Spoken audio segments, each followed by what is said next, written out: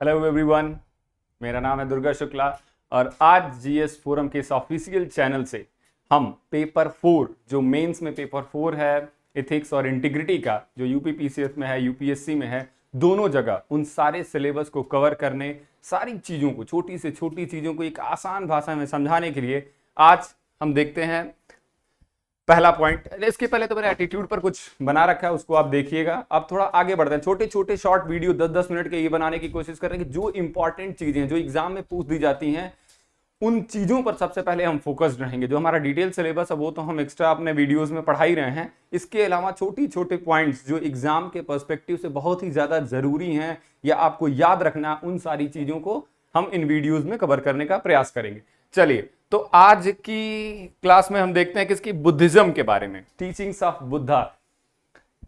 तो महात्मा बुद्ध और जैन, ये दो भारतीय फिलॉसफी जो एंशिएंट इंडियन फिलॉसफी है, प्राचीन भारत में जन्म ली, ये दो नए धर्म नए बने और इन दोनों धर्मों में, इन दोनों धर्म के अनुयायियों ने जो भी चीजें फॉलो की, जो भी चीजें कही गई, वो आज सिविल सर्विसेज में, हम बात किसकी कर रहे थे, सिविल सर्विसेज के हिसाब से हम पढ़ेंगे। जो भी चीजें हम पढ़ रहे हैं, हम हिस्ट्री और फिलॉसफी और इन सारी चीजों को देखेंगे, लेकिन उसका भारत के इस समय जो सिविल सेवा है उसमें एक सिविल सर्वेंट के अंदर वो क्या क्या चीजें होनी चाहिए, ये एक्सपेक्टेड होती हैं, ये यही सारी टीचिंग्स प्रीचिंग्स जो भी हैं, जो भी इनके उपदेश हैं, इनको एक व्यक्ति के व्यक्तित्व को निखारने में कैसे ये सहयोग करेंगे और हमारे सिविल सर्वेंट्स के अंदर कैसे उनको इनरिच करेंगे, उनको फ्लरिश करेंगे, उनके अंदर उनके व्यक्तित्व को इतना बढ़िया निखारेंगे कि वो समाज की सारी चीजों को समझ सकें, अपने ड्यूटीज को प्रॉपरली एग्जीक्यूट कर सकें। तो उन सारी चीजों में जो भी चीजें इनकी बुद्ध दर्शन की जो भी जरूरी चीजें हैं, उन चीजों को हम यहां सबसे पहले देखेंगे। चलो, तो बुद्ध की जो भी नीतियां हैं, आपने इतिहास में इनके बारे में पढ़ रखा होगा, इतिहास के पेपर 1 में, और ऐसे देखा जाए तो प्रिलिमिनरी एग्जामिनेशन जो होता है ना प्री का, उसमें भी इतिहास के कुछ सेक्शन में बुद्धिज्म और जैनिज्म से कुछ क्वेश्चंस पूछे जाते हैं। वही सारी चीजें आपके अंदर, ऐसा नहीं कि एक सिविल सर्वेंट के ही अंदर होना चाहिए, एक व्यक्ति के अंदर भी वो चीजें होनी चाहिए जो उस व्यक्ति के व्यक्तित्व को निखारने में बहुत ही ज्यादा सहयोग प्रदान करती है। चलिए, तो बुद्ध की नीतियों के बारे में बात करते हैं, बुद्ध के एथिक्स के बारे में बात करते हैं। तो सबसे पहली चीज जो बुद्धिज्म एथिक्स में हम पढ़ने की कोशिश करेंगे, जो एक्चुअली में हमारे अंदर होना चाहिए, हमारे पारिवारिक मूल्यों में, परिवार जो होता है ना, जो मूल्य विकसित करते हैं, वो जो सबसे पहला मूल्य हमारे अंदर विकसित कर रहे होते हैं, वही बुद्धिज्म की प्रीचिंग्स भी हैं। आप देखेंगे ना, जब सिलेबस को आप डिटेल, हमने एक वीडियो बना रखी है डिटेल में पूरा सिलेबस, कि वो जो 8 पॉइंट दे रखा है उससे काम नहीं चल पाएगा। उस 8 पॉइंट्स के अंदर क्या क्या चीजें पढ़नी है, तो उन चीजों में जब आप जाएंगे तो देखेंगे कि एक चैप्टर वैल्यूज पर भी है। तो वैल्यूज इन एथिकल, ये क्या कहते हैं, सिविल सर्वेंट्स के अंदर क्या होना चाहिए, पब्लिक एडमिनिस्ट्रेशन में किन किन चीजों का प्रयोग करना चाहिए, वही मूल्य जो आपको समाज के द्वारा, परिवार के द्वारा, एजुकेशनल इंस्टीट्यूशंस के द्वारा और या आपके सर्विसेज में जो प्रदान किया जाता है, आपके अंदर विकसित किए जाते हैं, उन्हीं मूल्यों का ही यहाँ, वही मूल्यों की ही बात तो यहाँ भी की जाती है, कुछ भी अलग नहीं है। देखिए, चैप्टर ऐसे देखा जाता है तो बहुत बड़ा हो जाता है, लेकिन एक ही चीज को हम आपको जोड़ कर दिखाएंगे। देखो, ये वाले चैप्टर में भी इसका प्रयोग होता है, ये वाले चैप्टर में भी इसका प्रयोग होता है, ये वाले में भी। जब बुद्ध के आर्य सत्यों के बारे में पढ़ेंगे ना, तो देखेंगे कैसे जो इमोशनल इंटेलिजेंस का चैप्टर है, कि आप पर्सनल और प्रोफेशनल लाइफ में कैसे बैलेंस करेंगे, वही आर्य सत्यों की बात वहां भी की जाती है। जब मूल्यों पर जाते हैं, तब पारिवारिक मूल्यों की बात करें, चाहे सामाजिक मूल्यों, तब भी हम वहां चीजें देखेंगे। जब दार्शनिकों का प्रभाव जब देखेंगे एथिक्स में, तब भी हम उनको देखेंगे। तो एक ही चैप्टर इतनी जगह काम आएगा, इसलिए हमने इसको टच किया है कि इनकी जो चीजें हैं वो हम आपको आसान शब्दों में समझा दें। तो सबसे पहली चीज एक व्यक्ति के अंदर होना चाहिए, वो सिविल सर्वेंट है या नहीं है, आप एक व्यक्ति हैं, आपके अंदर कुछ भावनाएं होनी चाहिए। किसकी भावना? सबसे पहले करुणा की भावना, फिर मानवता की बात, मानवतावाद की बात की जाती है, मानवता की भावना होनी चाहिए। प्रेम की शिक्षा दी है बौद्ध दर्शन। देखिए, अगर आप ऐसे देखेंगे ना कि बुद्धिज्म फिलॉसफी को लिखना शुरू करेंगे तो फिर थोड़ा सा मुश्किल हो सकता है, लेकिन आप अपने अंदर सोचिए, पहले सोच के तो देखिए कि आपके अंदर क्या होना चाहिए। आपके अंदर करुणा होनी चाहिए, आपके अंदर ईमानदारी होनी चाहिए, आपके अंदर ऐसी दृष्टि और आयाम होना चाहिए कि किसी दो चीजों में आप गलत तरीके से विभेद ना करें, पार्शियलिटी ना करें। तो वही सारी चीजें बुद्ध की नीतियों में भी देखा जाता है कि बुद्ध की नीति शास्त्र में सभी प्राणियों के प्रति सच्चे प्रेम की बात की गई है। सच्चा प्रेम मतलब उसके प्रति सिंपैथी, एम्पैथी, ह्यूमन सेंट्रिक, मानवतावाद की बात होनी चाहिए, करुणा की बात होनी चाहिए। तो देखते हैं कि क्या कह रहे हैं कि चार इनके कुछ आर्य सत्य हैं, कुछ प्रीचिंग्स हैं, त्रिरत्न है, चार आर्य सत्य हैं, मध्यम मार्ग है और अष्टांगिक मार्ग है। इन्हीं चीजों पर इनकी पूरी फिलॉसफी बेस्ड है, जो हमारे सिविल सर्विसेज में एथिक्स के पेपर के लिए मैंडेटरी है या जरूरी है। ठीक, ये कह रहे हैं कि मानव के सभी दुखों का निवारण संभव है। तो इसका मतलब दुख है तभी तो संभव है। तो यही दुख और दुख का निवारण, अपना दुख, दूसरे का दुख, समाज का दुख। एक सिविल सर्वेंट है, उसके अंदर, उसके पास सामने एक कोई प्रॉब्लम जनरेट होती है, तो कम से कम उनके अंदर इतनी भावना तो होनी चाहिए कि वो सामने वाले के दुख को समझे, सामने वाले के दुख के कारण को जानने की कोशिश करे, सामने वाले के दुख को कैसे दूर किया जा सके इसकी कोशिश करे, सरकार की जो चलाई गई पॉलिसीज हैं उनको कैसे उसमें अप्लाई करके और उस दुख को पूरी तरह से समाप्त करे। यही तो सिविल सर्वेंट का काम है। और यही चार आर्य सत्य हैं बुद्धिज्म की, जो एक सिविल सर्वेंट को करना चाहिए, वही बुद्धिज्म में की फिलॉसफी में, बुद्ध की एथिक्स में कहा गया है। तो क्या कहा गया है कि ये आर्य सत्यों की बात करते हैं, तो चार आर्य सत्य के अलावा कुछ चीजें आप देखिए कि बुद्धिज्म फिलॉसफी से सिविल सर्विसेज में कैसे उनको उपयोग किया जा सकता है, या लिखने के क्रम में आप मेंस में कैसे उन चीजों का प्रयोग करें। सबसे पहली बात, प्राणियों पर हिंसा न करना, नॉन वायलेंस। अब आपको ये कहां कहां मिलेगा?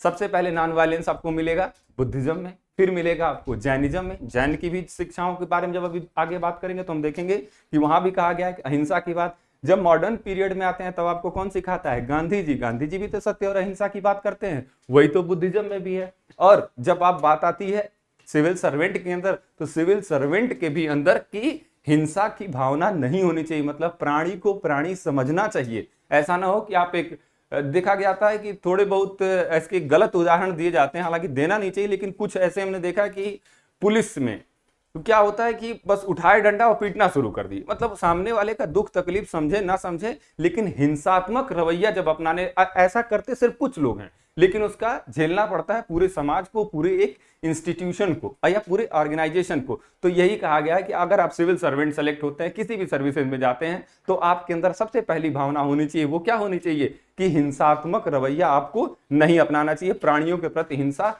नहीं करनी चाहिए। यही बुद्धिज्म की फिलॉसफी है जो एथिक्स में यूज होती है, और आपके डेली लाइफ में भी इसका प्रयोग किया जा सकता है। और सिविल सर्विसेज में आते हैं, सिविल सर्वेंट बन के आते हैं, तो वहां पे भी इसकी शिक्षाएं आपके लिए नीतिगत होंगी। फिर बात आती है कि बिना पूछे कुछ भी ग्रहण नहीं करना चाहिए, do not take anything without asking. तो यही चीज, तो आपके अगर पारिवारिक मूल्य होते हैं, आपके यहाँ कोई बच्चा है तो उसको भी तो यही सिखाएंगे कि भाई बेटा, क्या छोटा सा बच्चा है, मान लीजिए इसको आप एडमिनिस्ट्रेशन में न लेके चलिए, एक छोटे से बच्चे पर मान के चलिए, तो छोटे से बच्चे को आप क्या सिखाते हैं? चोरी ना करो, किसी को मारो मत, बिना पूछे किसी का सामान ना लो। बिना पूछे किसी का सामान लेना ही मतलब होता है चोरी। और अब जब मॉडर्न वर्ल्ड की बात की जाती है, तो हम अपने डेटा शेयर कर रहे होते हैं ऑनलाइन या सोशल मीडिया प्लेटफॉर्म पर, वहां से बिना पूछे कोई भी उस चीज को कॉपी कर लेता है, हमारा अकाउंट से कुछ भी ले लेता है, तो उसको डेटा पायरेसी या साइबर क्राइम के माध्यम से हम आगे साइंस टेक में उस चीज को एक्सप्लेन करेंगे। तो यही दूसरी शिक्षा जो बुद्ध की द्वारा दी गई थी, बुद्धिज्म फिलॉसफी में हम देखते हैं कि बिना पूछे किसी की चीज को नहीं लेना या चोरी न करने जैसी चीजें होती हैं। ठीक है, अब बात करते हैं ब्रह्मचर्य की। तो तीसरा क्या होता है कि ब्रह्मचर्य, इसका मतलब ही होता है कि अपने इंद्रियों पर नियंत्रण रखना। ठीक, तो हम बात कर रहे थे ब्रह्मचर्य की। ये इसका मतलब होता है अपने इंद्रियों पर नियंत्रण रखना। और अपनी इंद्रियां कौन कौन सी पांच ज्ञान इंद्रियां हैं? देखिए, हैं तो 6, जनरली पढ़ाया जाता है 5, छठवां है मन। तो वो जो 5 ज्ञानेंद्रियां, उनको आप कमेंट करके बताइए। अगर आप उन इंद्रियों को वश में रखते हैं, जैसे कहा जाता है ना हनुमान जी को जितेंद्रिय, मतलब अपने इंद्रियों पर विजय प्राप्त करना, उसी तरह से हनुमान आपको ही बनना है। क्योंकि जब तक आप हनुमान जितेंद्रिय बन के सिविल सर्विसेज में नहीं आते हैं, तब तक कहीं ना कहीं समाज में जो व्याप्त बुराइयां हैं उनको दूर करने में आपको बहुत ज्यादा कठिनाई होगी। ठीक, अगली बात आती है नो टेलिंग लाइज, या उसका मतलब झूठ न बोलना। अगर एक सिविल सर्वेंट के अंदर ये क्वालिटी आ गई कि वो झूठ बोलता रहा, कि अपने सीनियर से झूठ बोल रहा है, जूनियर से झूठ बोल रहा है, जहां काम कर रहा है वहां झूठ बोल रहा है, पब्लिक में झूठ बोल रहा है, तो कहीं ना कहीं वो जो सिस्टम है हमारा पूरा ऑर्गेनाइज्ड फॉर्म में इंडिया का, वो कहीं ना कहीं ब्रेक हो जाएगा। यही बुद्धिज्म की फिलॉसफी में, बुद्धिस्ट के टीचिंग में कही गई।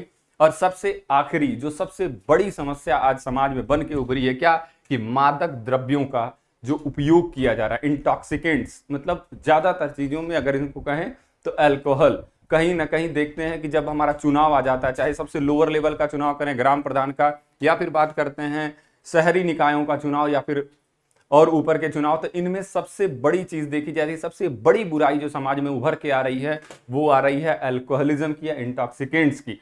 तो इन चीजों का त्याग करना, क्योंकि ये कहीं ना कहीं हमारे सेंट्रल नर्वस सिस्टम को इंपैक्ट करते हैं, और अगर हमारा नर्वस सिस्टम ही गड़बड़ हो गया, एज ए सिविल सर्वेंट के लिए नहीं, जो आम आदमी है उनके लिए भी आपका व्यक्तित्व निखर तभी सकता है जब बुद्धिस्ट के इन फिलॉसफी को, इन शिक्षाओं को हम अपने जीवन में पूरी तरह से लागू करते हैं। तो बात आती है बुद्ध की शिक्षाओं की, बात कर रहा हूं तो बुद्ध की शिक्षाएं कौन कौन सी हैं, तो देखते हैं कौन सा। सबसे पहली शिक्षा देखा जाए तो उन्होंने दिया था 4 नोबल ट्रुथ, यानी 4 आर्य सत्य। और वही 4 आर्य सत्य आपके जीवन का, आपके सिविल सर्वेंट, जब आप सिविल सर्विसेज में आते हैं तो वो जो जीवन काल आपका प्रारंभ होता है ना, उसमें ये सारी की सारी चीजें देखी जाएंगी या दिखेंगी आपको। और ये सिर्फ देखना ही नहीं है, जब भी आपसे पूछा जाता है तो इन चीजों को लिखना भी है। अब यही बात है कि इंटेलिजेंट तो आप हैं, नॉलेज हम आपको प्रोवाइड कर रहे हैं, विजडम आप हमें शो करिए और उसको लिखिए और उसको अपने जीवन में भी प्रयोग करिए।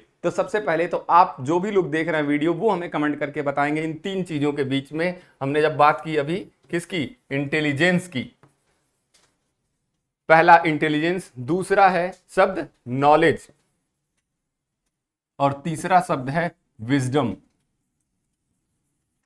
विजडम, आप इन तीनों में हमें अंतर बताइएगा। कई बार होता है जब आप पेपर पढ़ेंगे ना, पेपर 4, तो ऐसे छोटे छोटे छोटे छोटे अंतर आपसे कई बार पूछे जाएंगे। तो ये ऐसा नहीं कि सिर्फ पेपर में ही पूछा जाएगा, ये आपसे इंटरव्यू में भी बहुत ज्यादा सहायक होगा। तो आप हमें ये कमेंट करके आंसर बताइएगा, नहीं तो हम अगली वीडियो में आके देखिएगा, हम इन चीजों को डिटेल में थोड़ा सा एक्सप्लेन कर देते हैं। तो पहली जो बुद्ध की शिक्षा थी वो 4 आर्य सत्य पर है। दूसरा वही जो 8 फोल्ड पाथ यानी अष्टांगिक मार्ग, इन्होंने अष्टांगिक मार्ग दिया था मोक्ष प्राप्त करने के लिए। हम यहाँ मोक्ष के पर्सपेक्टिव में लेके नहीं चलेंगे, हम देखेंगे कि कैसे एक सिविल सर्वेंट के व्यक्तित्व को निखारने में इस 8 फोल्ड पाथ या अष्टांगिक मार्ग का क्या उपयोग है, ये हम यहाँ इस विषय में देखेंगे।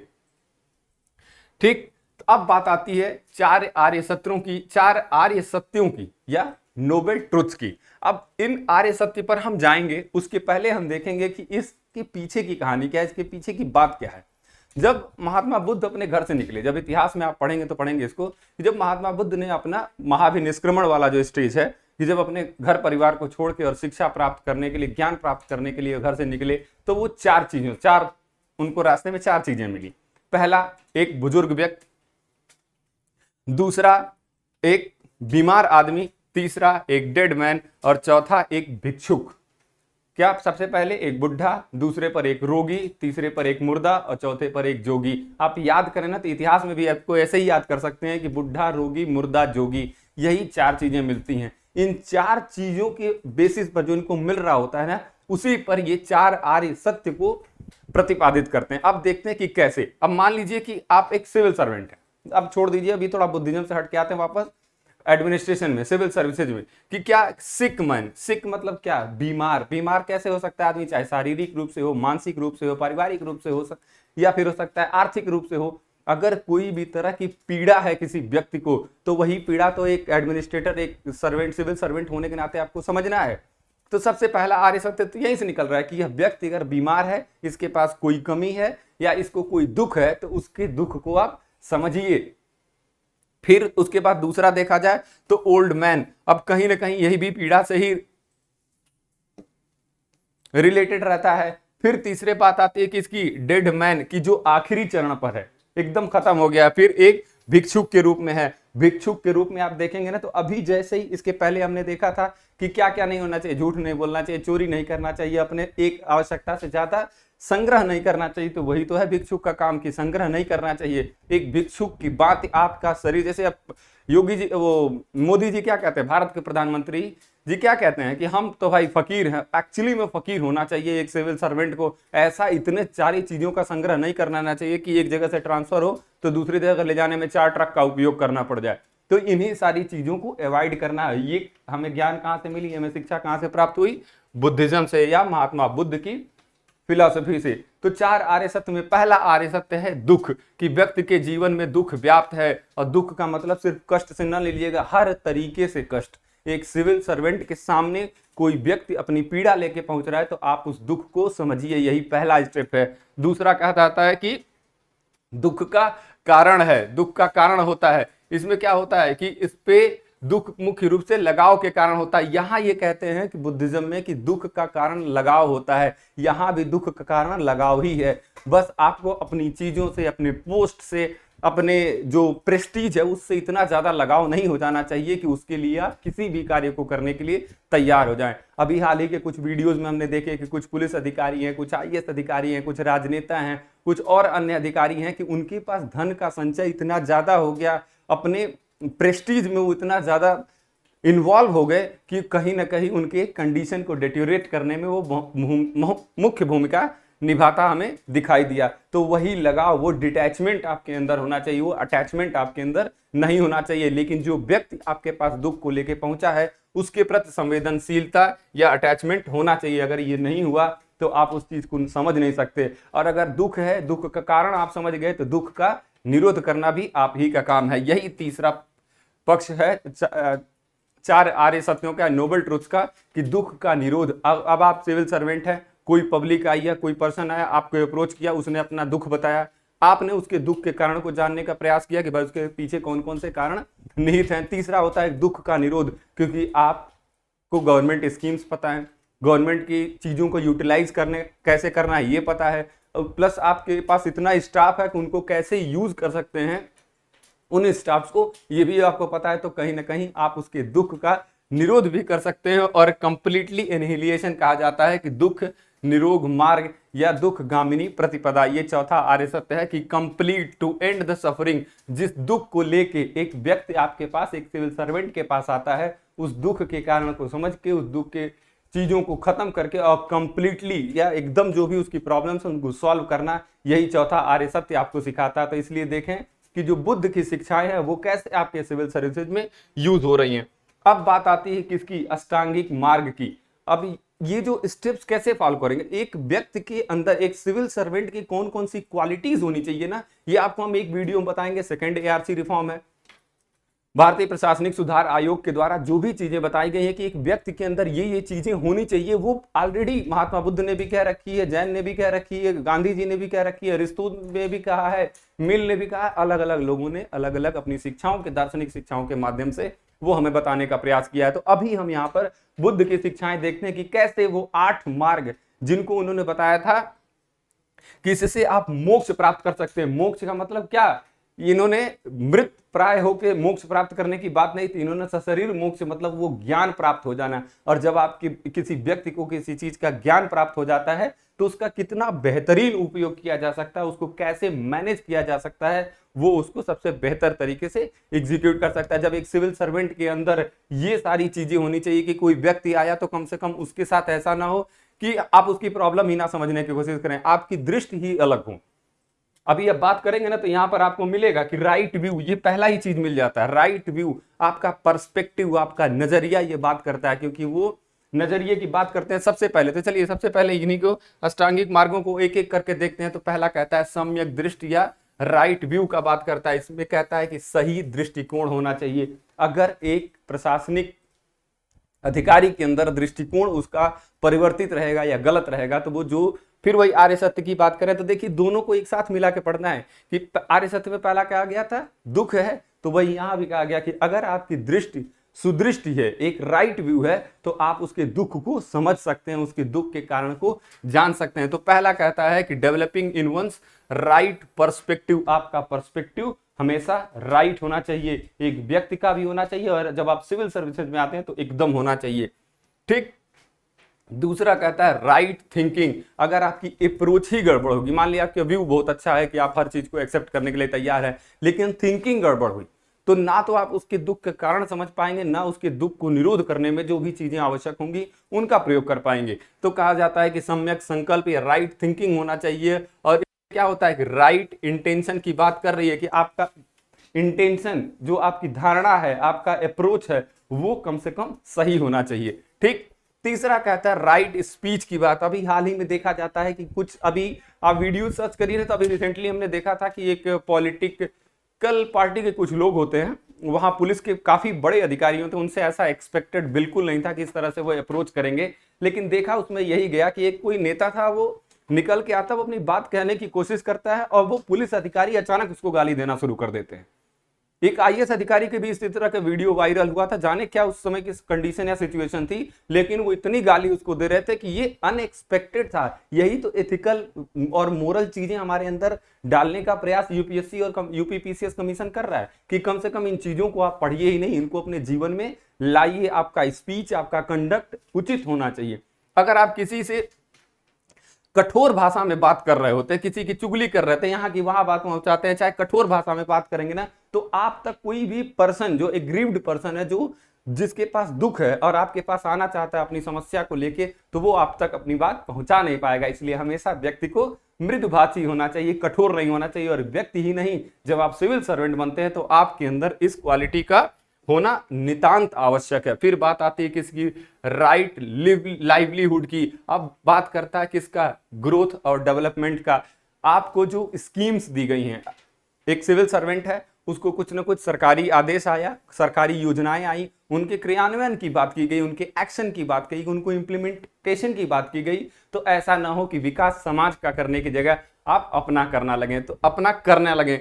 तो फिर बात आती है किसकी, यही लाइवलीहुड की। तो इसमें दूसरों को नुकसान पहुंचाए बिना खुद के विकास पर बल दिया जाता है, लेकिन खुद का विकास ऐसा नहीं होना चाहिए कि बस वही हाल है कि पुल बन रहा है सर, तो इसका 70% हमारे पास, 30% पुल में, तो वही होता है कि अंत में वो पुल गिर जाता है। तो कहीं ना कहीं वो एक कमी देखी गई। इसलिए कहा गया कि इन बुद्धिज्म की फिलॉसफी को, इन बुद्ध की शिक्षाओं को एक सिविल सर्वेंट के अंदर जन्म लेना चाहिए, उनको सिखाना चाहिए। फिर बात आती है कि इसकी राइट कंडक्ट या राइट एक्शन की। इसमें जो हानिकारक व्यवहार, जिसको कहा जाता है दुर्व्यवहार की बात, एक सिविल सर्वेंट के अंदर, एक प्रशासनिक अधिकारी के अंदर दुर्व्यवहार नहीं होना चाहिए। उसका व्यवहार ऐसा होना चाहिए कि जिससे कि वो हर आदमी उस तक अपनी बात पहुंचा सके। एक अधिकारी अपनी बात पहुंचा पाता है या नहीं, ये बहुत जरूरी नहीं है, लेकिन लोग, एक ग्रीव्ड पर्सन, क्योंकि आपको समाज में काम करना है ना, तो समाज के लोग आपको अप्रोच कर पाते हैं कि नहीं, ये सब डिसाइड करता है आपका एक्शन और आपका कंडक्ट। तो वही बात करते हैं बुद्धिस्ट फिलॉसफी बात करती है कि कैसे इन चीजों को आपके अंदर डाला जाना चाहिए। फिर बात आती है राइट एफर्ट की। इसमें क्या कहा गया है कि promotion of good thought and conquering bad thought, मतलब आपके जो विचार हैं, अच्छे विचार, सुविचार, इनको प्रमोट करने की बात की गई है। किसमें, सम्मत प्रयास में। और सबसे बड़ी बात होती है कि आपको सुविधाएं तो दी सकते हैं, आपको बहुत सारी चीजें सरकार दे देगी, लेकिन उसको एफर्टली आप लोगों तक, अब मान लीजिए बाढ़ आई हुई, कहीं बाढ़ राहत सामग्री आपको सरकार पहुंचा दी, लेकिन अगर आप एफर्ट नहीं लगाएंगे वहां के लोगों तक पहुंचाने के लिए, तो फिर कहीं ना कहीं जिसके कारण, जिस वजह से आपको सेलेक्ट किया गया, जिस कार्य के लिए और जिस कार्य के निष्पादन के लिए आपको सरकार नियुक्त करती है, तो कहीं ना कहीं वो नियुक्ति व्यर्थ चली जाएगी। इसलिए एक सिविल सर्वेंट के अंदर ये सारी चीजें होनी चाहिए। फिर बात करता है कि इसका माइंडफुलनेस का या स्मृति का। इसमें कहा जाता है कि व्यक्ति द्वारा अपने शरीर, अपनी भावनाओं, अपने विचारों, अपनी चेतना पर इस प्रकार से ध्यान केंद्रित करना होता है कि जो कमियां हैं, कौन सी, लालसा, घृणा, अज्ञानता, इनको दूर किया जा सके। ठीक है, तो इनको दूर करना है तो इस सम्यक स्मृति को अपने अंदर धारण करना होगा। फिर बात आती है सबसे आखिरी की, सम्यक समाधि की। समाधि का ये मतलब नहीं होता है कि पूरा शरीर किसी उसमें मिट्टी में दब जाए या पानी में चला जाए, इस तरह की बात ना तो बुद्धिज्म फिलॉसफी करती है, ना एक सिविल सर्वेंट से एक्सपेक्टेड होता है। समाधि का मतलब होता है अपने अंतर चेतन मन को एक्टिव करना। जो कुंडलिनी, आप शक्तिमान देखे होंगे, बहुत सारे लोग इसमें देखे होंगे, तो आप देखते होंगे कि शक्तिमान जब तपस्या कर रहा होता है या फिर जब उस समय ध्यान लगा रहा होता है, तो उसमें उसके अंदर कई सारे, ये देखिए, फिर फोटोज में आप देख के थोड़ा बहुत रिलेट कर पाते होंगे कि ये कुंडलियां उसके अंदर जागृत हो जाती हैं। और इसमें क्या कहा जाता है कि सबसे पहले, अभी देखिए कुछ दिन पहले योग दिवस मनाया गया है, तो क्या कहा जाता था कि योगा से होगा, मेडिटेशन से होगा। और मेडिटेशन एक विद्यार्थी के लिए भी बहुत जरूरी है, व्यक्ति के लिए भी बहुत जरूरी है, और एक सिविल सर्वेंट के लिए बहुत जरूरी है, क्योंकि मेडिटेशन आपके दिमाग को स्थिर रखने में सहायता करता है। आपका दिमाग अगर स्थिर नहीं हुआ तो आप अपने कार्य का निष्पादन उचित रूप से नहीं कर सकेंगे। यही बात जब एक और चैप्टर है इथिक्स में, इमोशनल इंटेलिजेंस की, वहां पर हम देखेंगे कैसे मेडिटेशन आपके पर्सनल और प्रोफेशनल बिहेवियर को संतुलित रूप में ले आकर आपके कार्य के निष्पादन में आपको किस प्रकार से सहायता करता है। ठीक, तो ये हुई बात बुद्धिज्म फिलॉसफी की कि बुद्धिस्ट की शिक्षाएं, जो 4 आर्य सत्य हैं, जो इनके त्रिरत्न हैं, जो मध्यम मार्ग है, जो अष्टांगिक मार्ग है, उनको सिविल सेवा में कैसे प्रयोग किया जाना है और कैसे इन पर क्वेश्चन पूछे जाते हैं। तो आप अपने आंसर्स को सजाने के लिए, सजाने का मतलब कलरफुल पेन नहीं होता, सजाने का मतलब होता है कि अपनी बुद्धिमत्ता का एक, वही नॉलेज इंटेलिजेंस विजडम वाली बात है कि आप अपना विजडम का कितना बढ़िया प्रयोग करके उस नॉलेज को वहां डिलीवर कर पाते हैं और अपने जीवन में भी आप उस चीज को आत्मसात कर पाते हैं। यही चीज बुद्धिज्म फिलॉसफी में हमें देखने को मिली थी और यह आपके सिविल सर्वेंट होने के बाद ही नहीं, आपके व्यक्तित्व को निखारने का जो कार्य करता है वो बुद्धिस्ट की या बुद्ध की शिक्षाओं में हमें देखने को मिलता है। तो इन चीजों को अपने अंदर आत्मसात करिए, जुड़े रहिए, बने रहिए, जिससे कि छोटे छोटे चीजों को हम बहुत आसान भाषा में आप तक ले आके पहुंचा रहे हैं। उन चीजों को फॉलो करिए, पढ़िए, उनका नोट्स बनाइए और जाके मेंस में लिखिए, जुड़िए और आगे बढ़ते रहिए। So thank you very